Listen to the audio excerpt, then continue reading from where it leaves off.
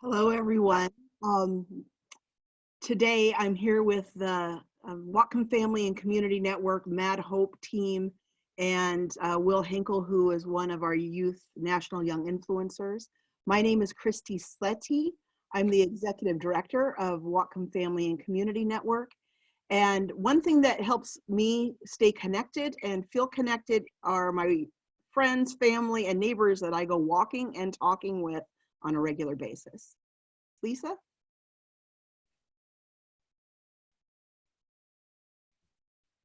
Are you on mute, Lisa?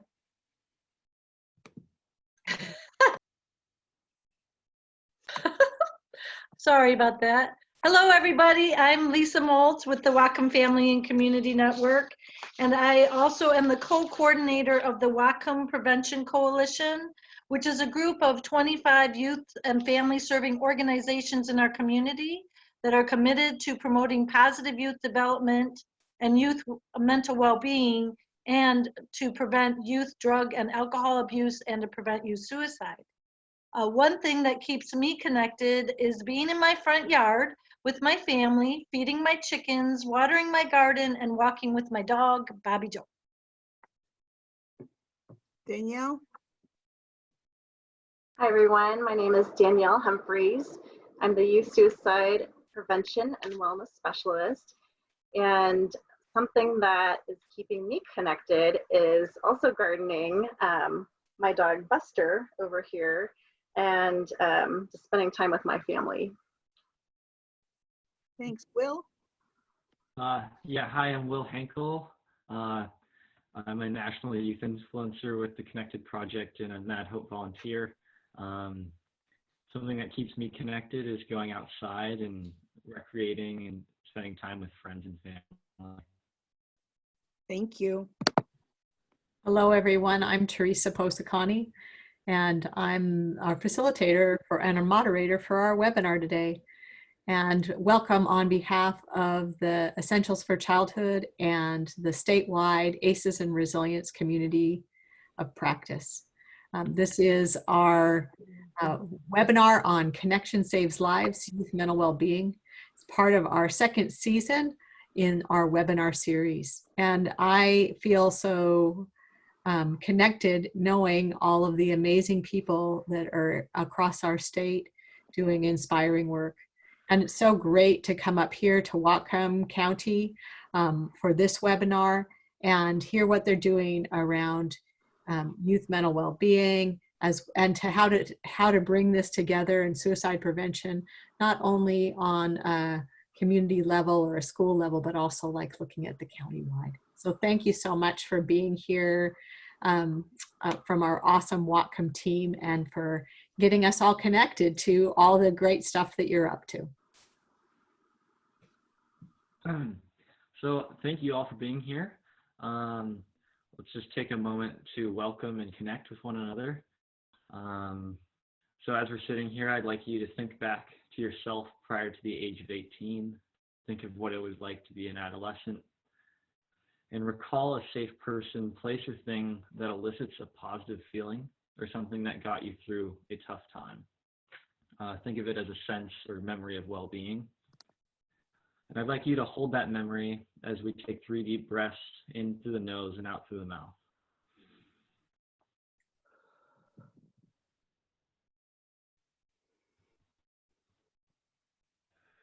Breathing in the good and out the stress.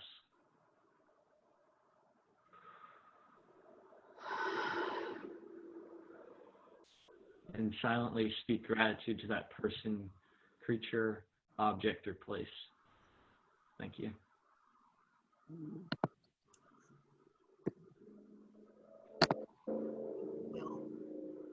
Briefly, just want to let you know that Whatcom Family and Community Network is a 501c3 nonprofit organization.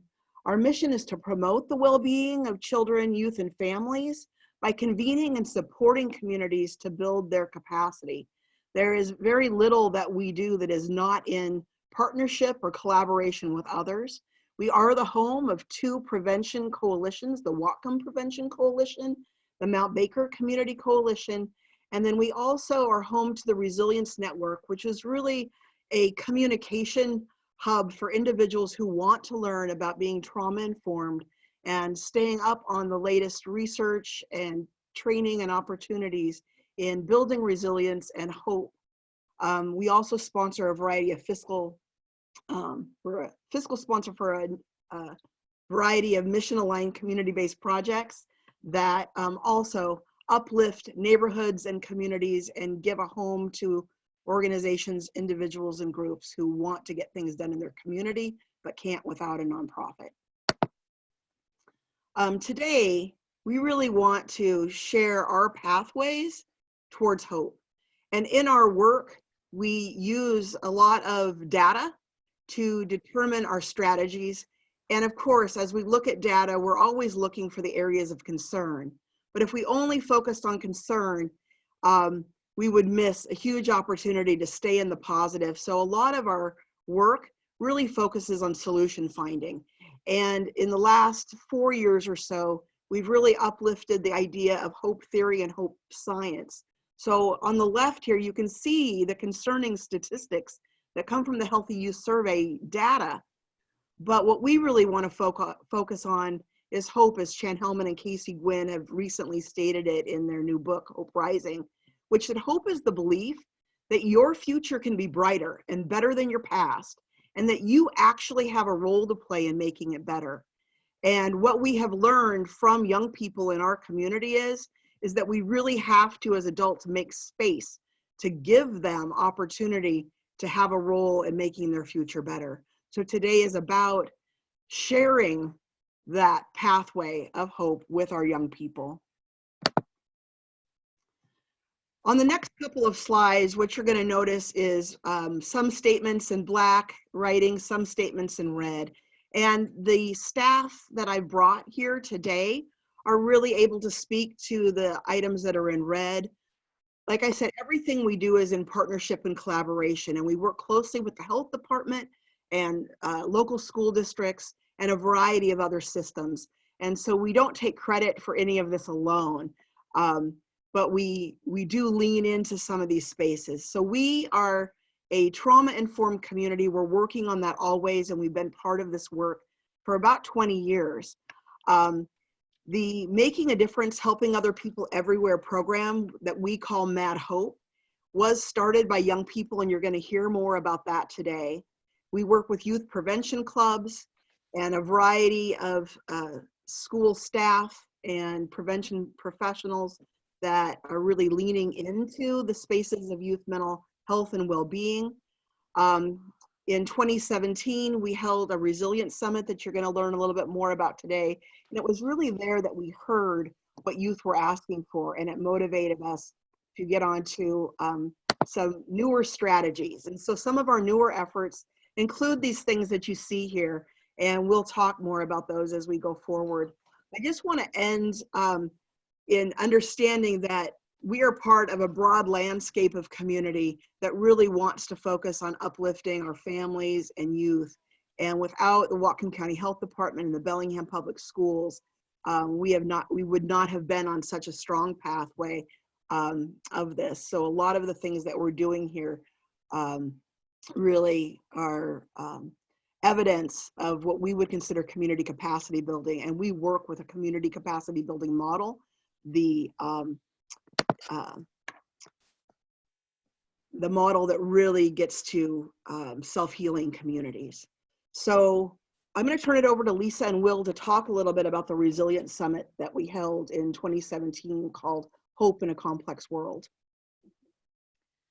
In 2017, the Whatcom Family and Community Network and NAMI, the National Alliance for Mental Illness, convened over 100 community members that included families and youth and professionals and we convened at our local community college to focus on hope in a complex world around youth and youth mental well-being. At some points during the event, youth gathered separately to share in their groups and as a larger group their own thoughts about recognizing and building youth resilience. This was facilitated by a young person and illustrated by the graphic artist, and you can see the graphic artist here.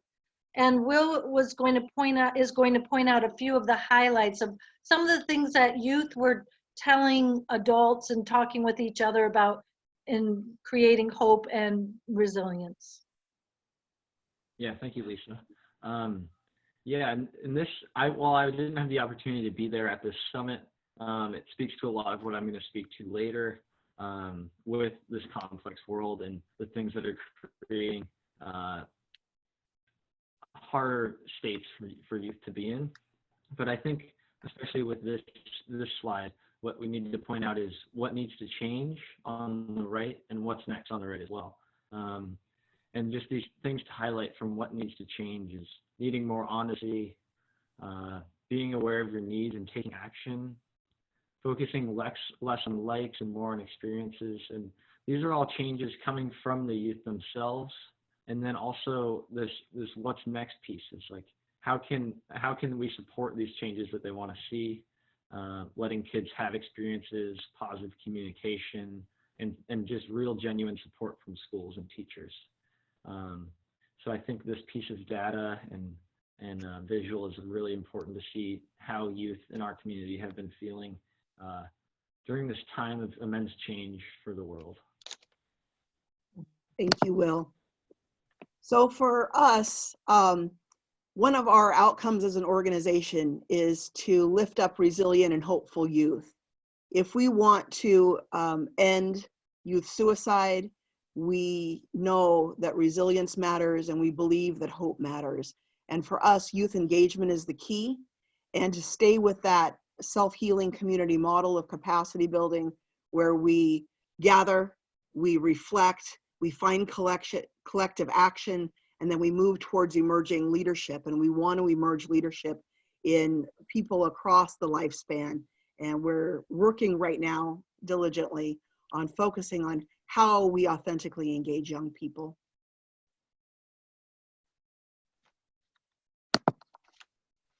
Lisa? Okay, thanks, Kristi. And now I'm going to share a little bit about M.A.D H.O.P.E and the history of M.A.D H.O.P.E. M.A.D H.O.P.E, which stands for Making a Difference, Helping Other People Everywhere, is a collaborative program that includes the Whatcom County Health Department, the Bellingham Public Schools, the Whatcom Family Community Network, and the Whatcom Prevention Coalition. It is aimed at offering hope through positive action to prevent youth suicide. And I'd like to share a brief history of M.A.D H.O.P.E with the story from Jeff McKenna, who was the man in the last slide with the very white hair. And Jeff McKenna is a prevention interventionist at Bellingham High School. And he's one of the incredibly committed M.A.D H.O.P.E founders.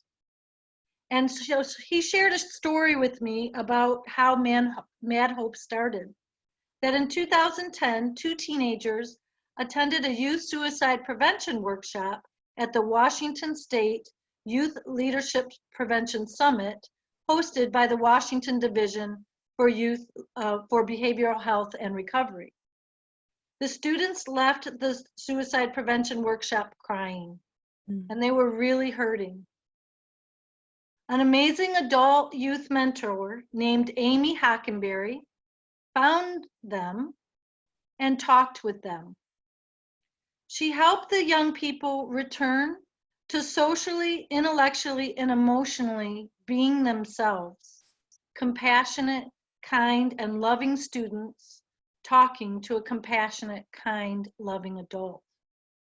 And when those 2 students returned home after the summit, with 2 other friends, they pulled the Making a Difference school club back together at Bellingham High School and said, "We have a project." They both knew the Bellingham High School student who had recently died by suicide. And they were friends with him, and there were other young people dying in our community at that time.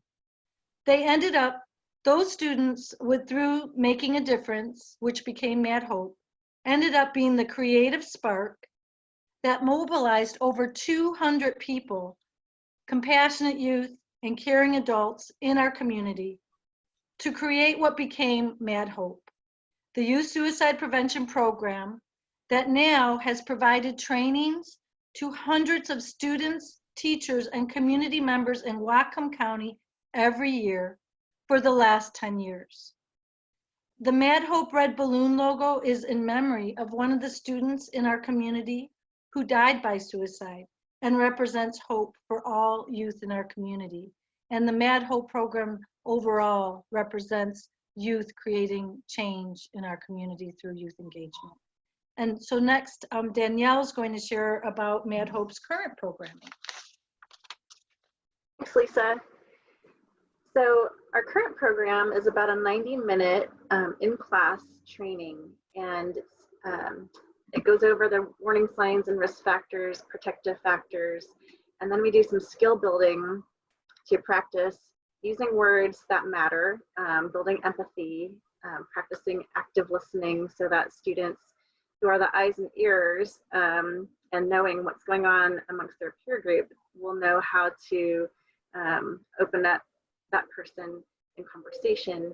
And then we really stress help-seeking behaviors. So who are the trusted adults in your life? Let's name them, let's write them down. And you know, getting their friend to a trusted adult, bringing them actually to a teacher or a neighbor or, you know, a counselor is really important.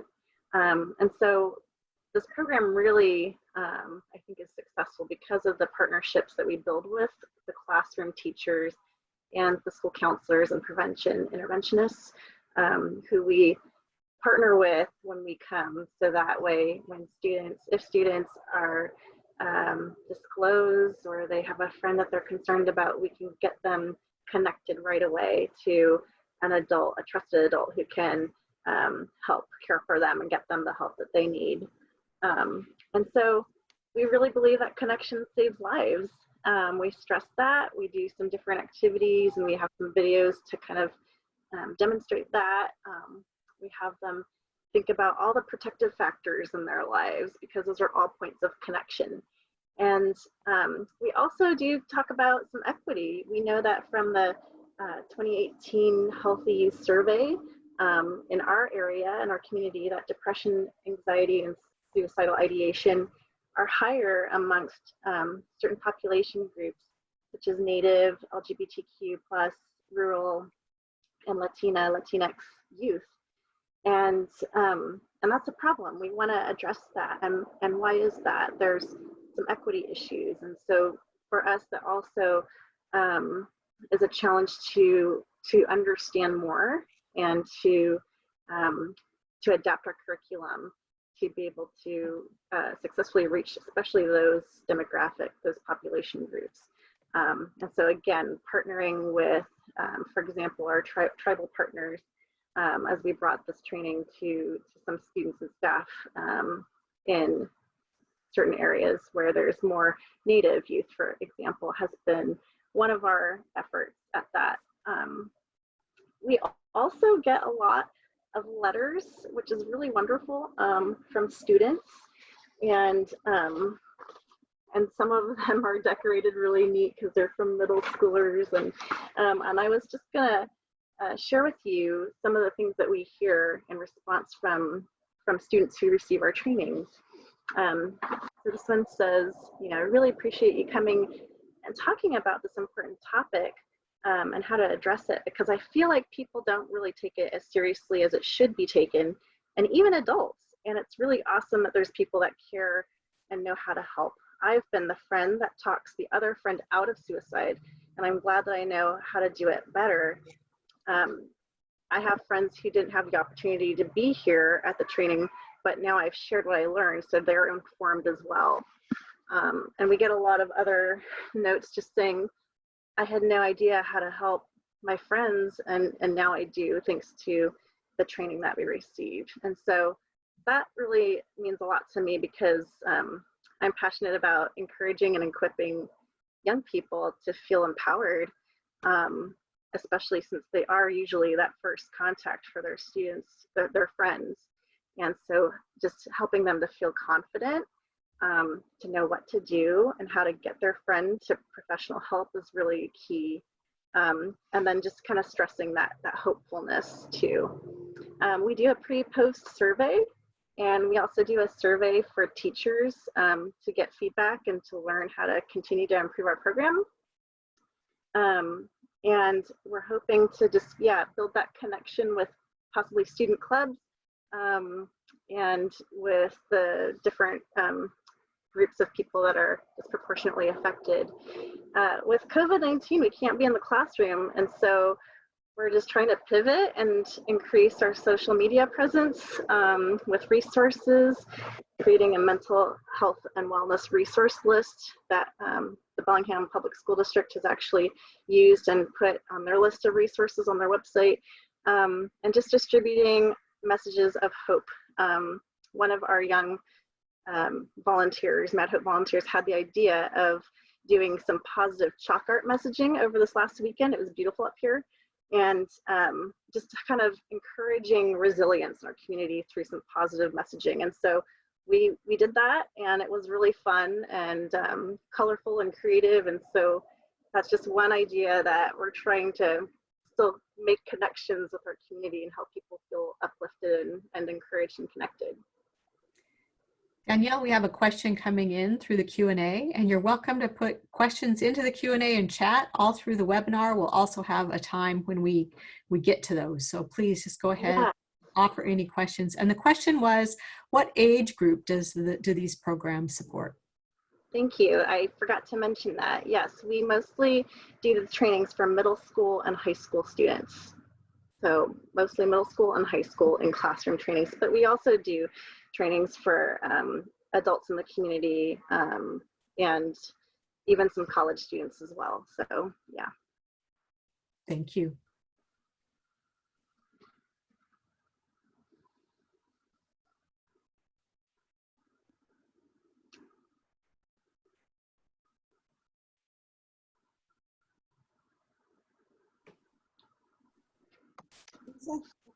Okay, and thank you, Danielle, and thank you, Kristi.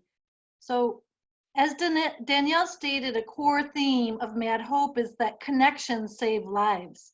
And we know that youth connecting with other youth saves lives. And we also know that often youth know before adults, as Danielle mentioned, that if a peer is hurting, they know first, and they might try to help that young person. But M.A.D H.O.P.E is about equipping young people with the skills, the adult support, and the resources they need to effectively help their peers. And that peer-to-peer connection is essential to ending youth suicide in our community and in promoting youth mental well-being overall. And so with that, I want to acknowledge that the young people through Whatcom Family Community Network and through the Bellingham Public Schools and in other venues who are in this slide are an amazing group of youth who have been working with Whatcom Family Community Network to help us learn more about how to really work well with and engage and honor youth in this important work. And so I want to acknowledge on the left-hand side, Jackie Posner is a committed Vista AmeriCorps volunteer for a year, Jasmine Carpenter, next to her, Kiki Hilaire. There's Wil. All right, Wil with his Mount Baker. I think, is that a Mount Baker shirt? I can't tell. And then also Oliver Trulock, who are amazing young people who have done wonderful work, and Wil's going to talk more about the kind of work that they've done. But the connection saving lives, and these 5 young people, and I also want to do a shout out to Daniel Soloff, was very involved initially as young people who are making a difference in our community and saving lives in the work that they're doing. So that's the inspiration of our work core. So thanks, Wil, and everyone else. So in our next slide. So in acknowledging how important young people are in the M.A.D H.O.P.E work, and that they're at the core of the history of M.A.D H.O.P.E, what we've also recognized is that sustaining youth in this work, specifically M.A.D H.O.P.E and in general in youth, promoting youth mental well-being work, it's challenging. And one of the reasons it's challenging is because youth have many passions and interests. They might be involved with the Make a Difference club at their school, and then they have to drop out or take a step back because they're playing soccer in the spring or basketball in the winter, or they have many passions. And also youth graduate and they leave. And so bringing on other youth to continue the work that involves true, authentic youth engagement is challenging. And our history in working with youth in these projects has waxed and waned. And so in recognition of that, we realized that we really wanted to learn how to sustainably and more effectively engage youth in M.A.D H.O.P.E in supporting the peer-led youth mental well-being in our community overall.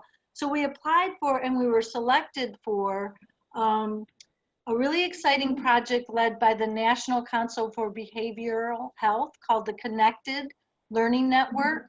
And we are one of 5 pilot sites in the United States. Oh, and we're really proud because there were over 230 applications. Sorry, I just had to brag about that. And we were selected as one of 5 of the pilot sites in this learning community to talk about what's the best way to engage with youth in promoting youth mental well-being and reducing youth loneliness and isolation in our communities. So in doing that, we've learned a lot. Our focus has been wanting to reach 4 specific populations that Danielle had mentioned who are disproportionately impacted tragically by suicide. Youth who identify as LGBTQ+, Native American youth, Latina youth, and youth living in rural areas. And those are the youth we wanted to work more closely with to address peer-to-peer approaches to ending youth suicide in our community and promoting well-being. One of the things that we've looked at that was a tool shared by the National Council for Behavioral Health is the ladder of youth engagement. And where are we with any organization? Where are we in this ladder? When we say we want to work with youth, what does that really mean? If we're engaging in youth, how authentic are we in that engagement? And so they have this ladder that you can see that at the lowest rung is like kind of manipulating, oh, you're going to work with us, we're going to put your picture on all of our websites, but we don't really care anything about what you think or want to do around on this. And then goes all the way up to decoration, tokenism, and then going furthest, of course, our goal is that we're working with youth, that our engagement is youth initiated, that there's shared power and decision making with adults, and it's truly fully represents engagement. But we found out in the ladder that we're not quite there on the top rung, and that's okay. That's a goal that we have, but how do we get there? And so that's what we've been looking at. And so a couple of things that I wanted to share about what I learned as one of the project coordinators, and then Will's going to share some more with us about the youth leadership and the youth piece of this, is Kristi and I were talking about looking at what we've learned in the context of hope science, and that when we think of hope, it is a social gift, and it's in relationship with other people. And what I learned is that in relationship with adults and youth and young adults, how can we have authentic relationships with each other to build trust so that we can truly work together? And until we build that trust, how authentic is our engagement and our work together? And how do we model hope for each other? And what are some of the barriers and adversity that exist that separate us? And in recognizing those barriers and adversities, and also the great potential for connection, what strategies can we use to engage each other and make creative and create positive actions in supporting youth mental well-being in our communities? And so those were some of the questions. And again, we're in a learning community, so it's ongoing learning. And one of the things that I learned personally is that although in theory, I really valued youth engagement and I love young people, in reality, it's hard to say. And this is part of the vulnerability that Wil tells me to be important to recognize, and I'm trying to do that. I realized that I just kind of wanted to get the work done. I wanted to meet the goals of our grant, And I wanted the youth to frankly take my direction and do what I wanted them to do, because I thought that I knew what was best for promoting youth mental well-being in our community. And so I kind of relied on my position as an adult with more experience and as a staff person, and frankly, my power position to try to get youth to do what I wanted them to do. And then when they weren't doing kind of what I wanted them to do, I was perplexed. And it was a real soul-searching moment for me.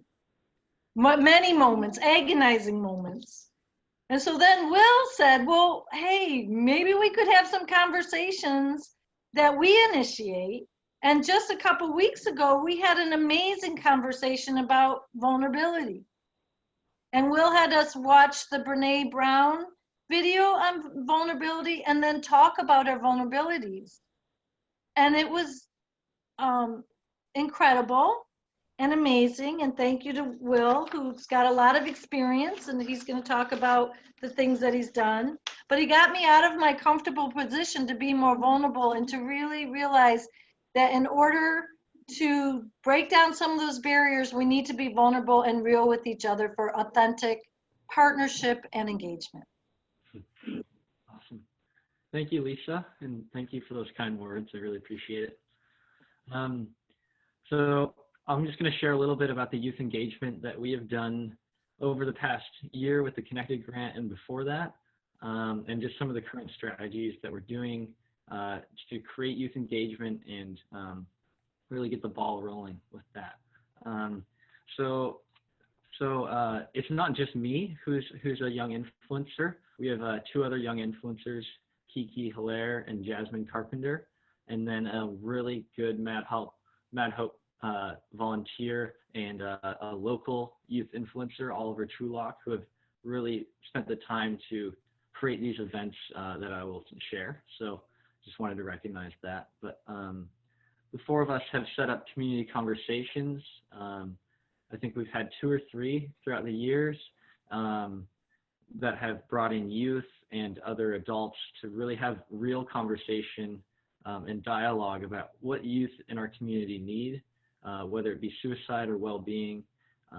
And these have been really positive community conversations, helping to guide campaigns like the Trusted Adult campaign, which has been really focused on getting adults to realize that they have an influence on youth and can really make a difference in helping youth survive and flourish. So these have all been youth-led efforts, and we've also come up with more creative ideas like well-being through music, and or have planned various events like gaming events and live music, hopefully in the future once COVID dies down. And Kiki is really focused on anti-bullying project in her community in the Nooksack region of Whatcom County. And I really value that effort by her because it's using her personal experience to create a brighter future for her peers. And we also have new partnerships with the school district and mental health sectors. I'm doing work with the school district helping to create another health class that's more based on peer-to-peer interaction, and also stakeholder meetings, so uniting forces around Whatcom County, whether they be churches, missions, or mental health services and M.A.D H.O.P.E, WFCN, all these different stakeholders in our community to unite around youth engagement and see it as something that's worth valuing and creating in our environment. So those are those things. And so now I'm going to share a little bit about what it means to have a youth engagement from my perspective and from my perspective of peers around me. So I'll share a little bit about how I got engaged in this work and my experience. So I've spent the past 3 years kind of focusing and thinking about youth mental well-being in my community. And that really started from myself struggling and realizing that I was struggling and needing to reach out for help, and just being lucky enough and having the resources to get connected with a counselor who I still see today, And he really helped to build me out and like work through all these feelings that I was feeling when I was young, and really start to realize like the position that I am in such a lucky position. And it helped, yeah, it just really helped me to get connected with these resources. And then one day, my junior year of high school, Oliver, who I've talked about earlier, walked into my classroom and asked if there's anybody passionate about youth mental well-being and suicide prevention. And he wanted to start a club, and he had no idea how to do it. But I signed my name, and I thought I would help, just because I'd learned how much it meant to be connected with resources and to really be helped like working through a struggle. So when Oliver came in that day, I was like, okay, I'm doing this. And then we spent the next 2 years at my high school creating events that were youth-led and youth-engaged, assemblies and things on consent. And we went to all these different conferences. And it was just a really beautiful 2 years that I spent, that I got inspired to make change by the local prevention specialist. And then from there, I was able to get connected with the Connected Project, and that meant with WFCN and M.A.D H.O.P.E. And I've spent the past year doing all that we've talked about previously in this presentation. And I'm now helping the Bellingham Public School District to create the club that I helped start, called Peer-Centered Outreach and Peer-Centered Support, to help create that into a higher level health class for us to develop in the high schools, because we only have one and it's pretty basic. So yeah, that's kind of my experience, and that's where I'm coming from. And I also just have a perception of things that need healing in our community, especially with youth. So yeah, just that's where I'm coming from in all these observations. So I think what the conference artistic thing drew, what I was talking about earlier, really highlighted a lot of the things that I see as issues in our community. And we live in a very tumultuous time where in some ways the media is telling us that the world is burning, and we're exposed to all this new news of how the world's burning down, and all these just fear-based things that we're learning about. But it's also a time of great opportunity and of changing. So it's hard for youth to really find footing in this, I feel. And I found that too, is like, how do I balance being traumatized for our planet and for people that are so suppressed and held down in our societies, and also seeing a brighter future in that. So yeah, that's a really hard thing for youth to find footing in. And I think that we have a severed connection with the land and one another, a lack of really connecting within our community. And that's what a lot of M.A.D H.O.P.E is trying to do, is build that connection back up in a way that's authentic. And just, we've highlighted it earlier, but the rates of depression and suicide are skyrocketing in my generation. And it's just a very confusing and hard time for us to be growing up, and kind of unsettling. So that kind of brings me up to like, how can we motivate youth out of this space and into a space of change, an authentic change that is youth driven? So I think what motivated me is having people who told me I could be or do something to make change, and that it didn't matter who was in charge, but if I was willing to speak up, then things would happen. And I got that from Megan Lever, who is a prevention intervention specialist and leading the club at my high school. And she would tell us every day, she didn't care what the principal or what anybody thought. We were going to make a change because we were youth and we were passionate. And she brought about that authentic change for youth. And it was something that just motivated me to be able to dream and have space to dream. And I think another thing that could motivate is being able to find different roles for different types of people and people who come from different backgrounds and different experiences and from different traumas. And I have a few quotes that I'd like to share that just kind of highlight how we can find new roles for people in a way that's real, in a way that highlights their strengths no matter where they're coming from. So this is a quote by Judy Hatcher. "Every living thing has a role in our ecosystem and its own destiny to fulfill. Even things we can't see, don't like, or don't understand." And I have another quote. This one is by Carissa Lewis. "Like everything in nature, we all have gifts. Sometimes the gifts don't seem like gifts. The bee that stings, the stinging nettle that irritates your skin. But when we look at our ecosystem in totality, it is clear how each piece is necessary for the whole. It is a reminder to make room for all of us in our fiery, stinging glory." And I think that these are really beautiful quotes on how we can take different members of our youth in our community and find roles for them. And I know there's different resources like Sources of Strength that really builds on peers of influence and people who would say usually be skipping class or something like that, and using them to actually influence positive change. So just knowing that everyone in our community matters and can matter and can make a difference, especially the youth, is just very important.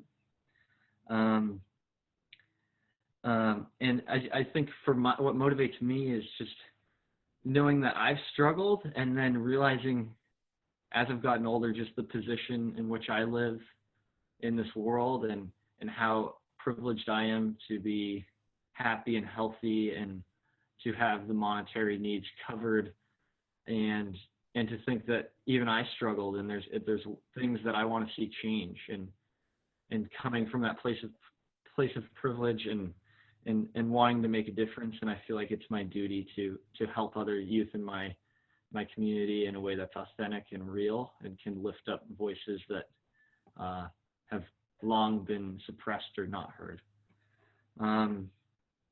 So from that, talking about motivation, I'd like to talk about advice for your organizations who want to engage youth. And I think that this is a really important thing to think about, even before you even try and engage youth.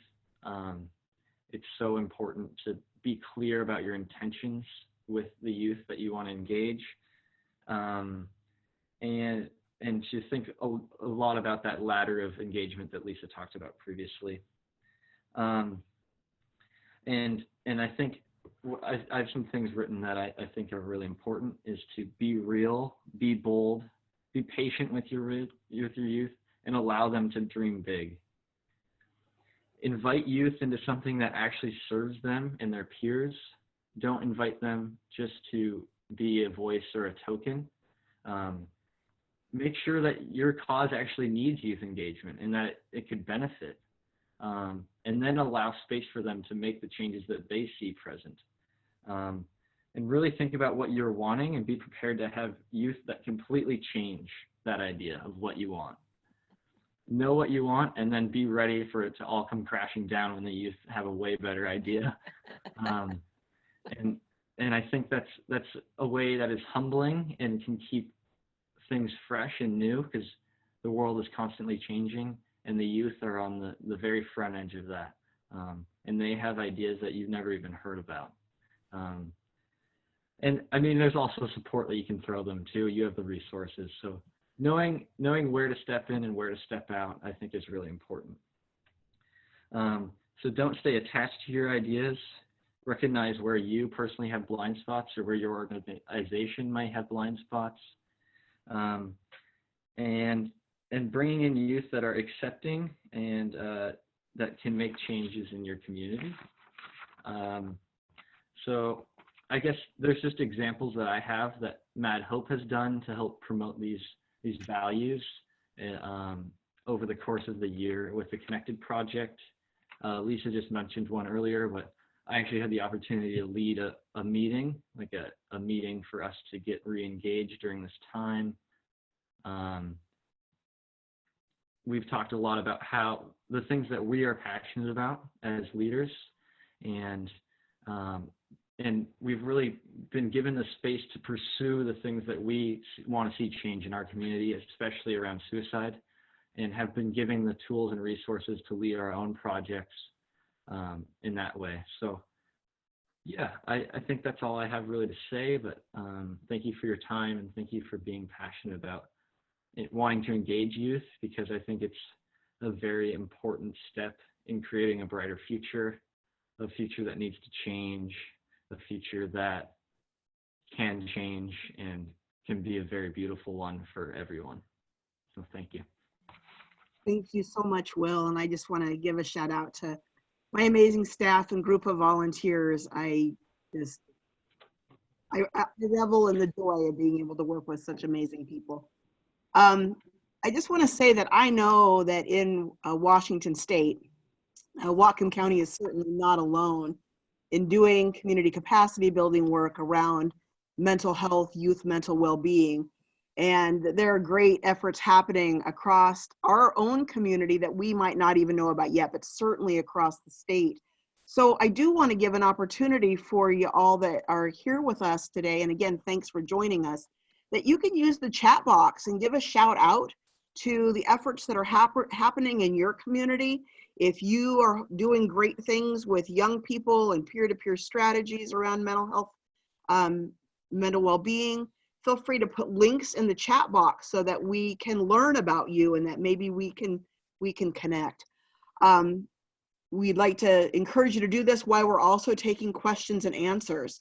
So Teresa, I know you're probably monitoring the Q&A area, and if there are questions, now would be a great time for us to get to those. If you could direct your question to who you want to respond to it, myself, Lisa, Danielle, or Will, that could be helpful.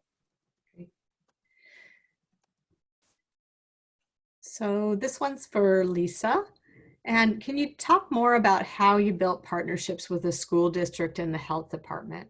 This is from San Juan County, and it says, I run 2 mentoring programs on San Juan Island, and I feel it's very challenging to build the partnerships and the funding.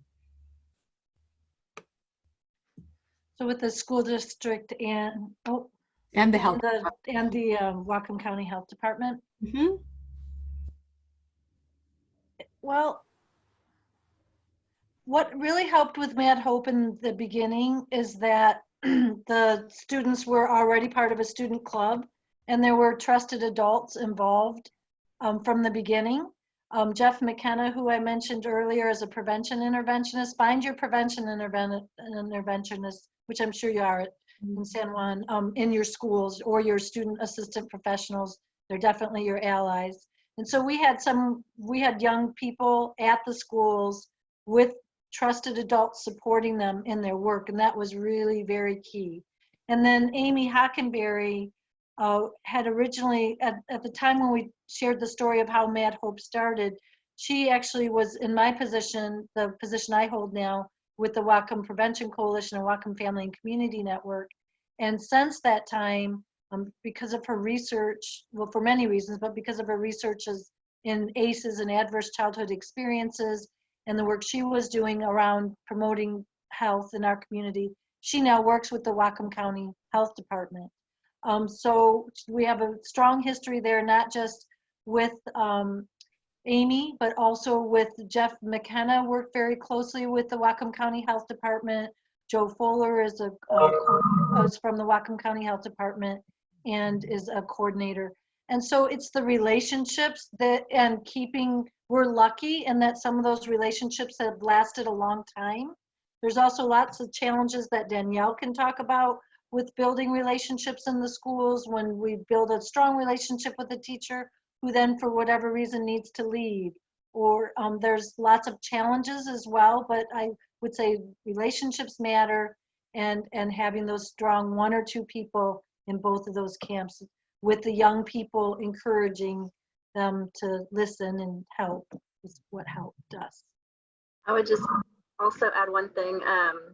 Lisa kind of co-runs a Whatcom Prevention Coalition with, she mentioned Joe Fuller from the health department. And so through the Whatcom Prevention Coalition. I don't know if there's a coalition out where you are, but that's a really wonderful way to build those relationships, and in different sectors, different organizations that are all kind of working towards the same efforts at building community resilience and health. And so that's another wonderful way. And then, as Wil mentioned, if you are connected with a group of passionate students, if the students are passionate about this, then the administration is going to support that. So that's another possibility. And I want to give a shout out to Wil on that because of his work with Oliver and the peer supported outreach. And we had a transition in Bellingham public school leadership, and because of Oliver and Wil working closely on that project with the prevention interventionists at Seaham High School, they helped us continue to develop the relationship with the higher level administrators when there was a change. So I'm talking about two of our wellness coordinator and also our social emotional learning coordinator at the Bellingham School District. So that was very helpful that Wil and Oliver were in the forefront. I just want to, in our work, we often talk about how change moves at the speed of trust, and that trust comes really through those relationships. And it really is an investment of time. You can't just make like 1 or 2 meetings and expect that there's that trust there. So we actually spend a lot of time in relationship with our schools, showing up to things, going to their meetings, going to the health department meetings, and being part of our community health transformation projects. And so there's definitely an investment of time to build the relationship and for that relationship to produce the trust, so that when we're ready to take a risk in something new, something innovative, they're ready with us. And that's probably come over 20 years, and certainly not by all of us. There were predecessors to that as well.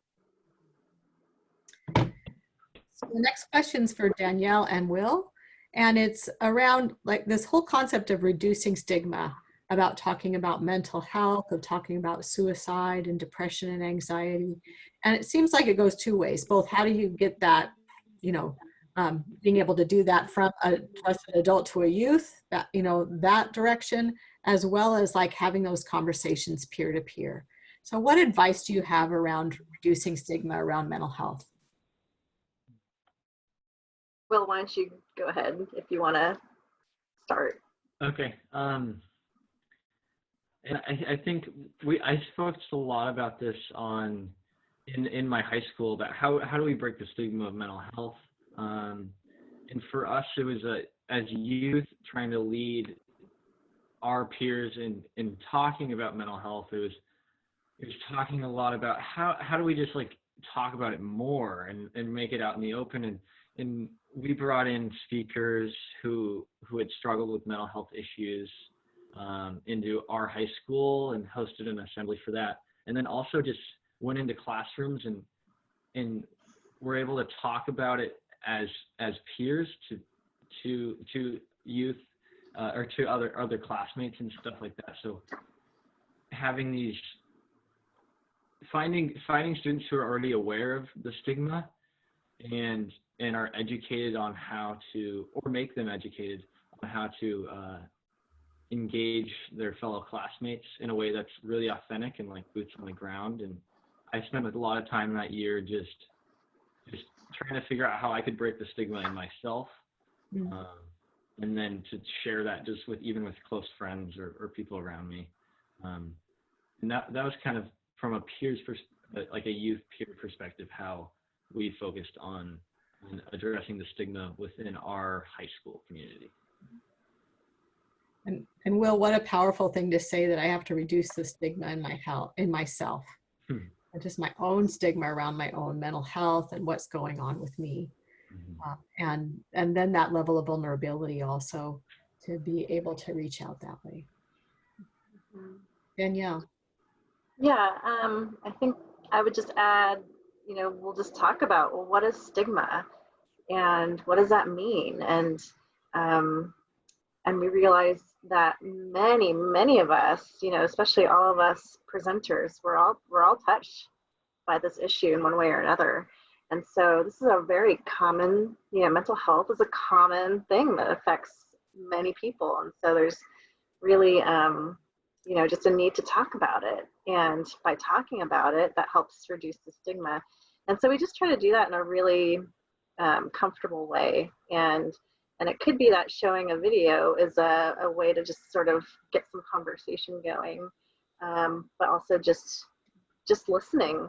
I found that I was talking to a group of high school seniors. They're in the leadership class at Bellingham High School with Jeff McKenna right before everything got shut down. And they just so appreciated us creating a little bit of space for them to talk about, some of the hurts that they're holding. And that I could see, even just that small amount of time and space was a little bit of healing. It was just a little bit of moving towards healing, and just, that load on the shoulders, just kind of keeping it bottled up, just getting it out was so helpful for students. I love My this. daughter, she just walked in. I think that's the point of the intergenerational nature of this work too, that your daughter just walked in. Like us being comfortable as adults talking about it with each other, and then us also being comfortable talking about that across the generations. And then I love the way you just described that, the hurts that you're holding. That's such a common thing, and that alone just reduces the stigma. So we're just a couple minutes from closing to see if you have any advice for the rest of us. One of the questions that popped in was, what are you thinking about online strategies? How can we all be learning with you?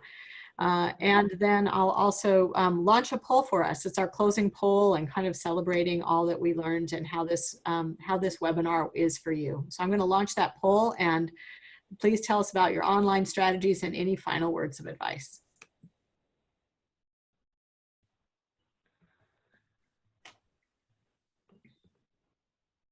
Danielle, do you want to talk about anything regarding the online strategies? And we know it's emerging, so we're not looking for answers, but maybe just prompting some questions. Was that for me? Sorry. Yes. You want to talk about some of the brainstorming we've had on how do we do the technological pivot in this day and age during COVID? Yes. Wait, Will, were you trying to show us something? Teresa was just talking about emergence, and I've been reading the emergence strategy book. But I love that book. Yeah. Oh, good. Yeah, I mean, one thing that I'm thinking about is, well, for one, is just thinking hopefully schools will open in the fall. And so with, recruiting new volunteers, one of the partnerships I'm working on is with Western Washington University, which is just up the street, and some of their college students in a mental health, student mental health group. And so thinking about how do we train them? Could I do an online training and do it virtually? So that's one thing. And there are a lot of online resources that I try to just, put on our Facebook page and Instagram, so that young people who are looking at those platforms just can have access. So things like that. But, this is all so new for us. I don't know if there was any other ideas you had in mind. Well, I guess what I would add is that as we think about moving into the technological space of this, we recognize there are challenges when we go in and present, when my team goes in and presents, 1 to 3 students come forward and disclose something, and being there with them and being able to walk them to a teacher or the administrator to make sure that we are putting them in the caring hands of a trusted adult who can follow through with them and get them into other caring hands becomes important. So just simply moving our training into an online platform probably isn't our response at first. We got to figure out how to do that.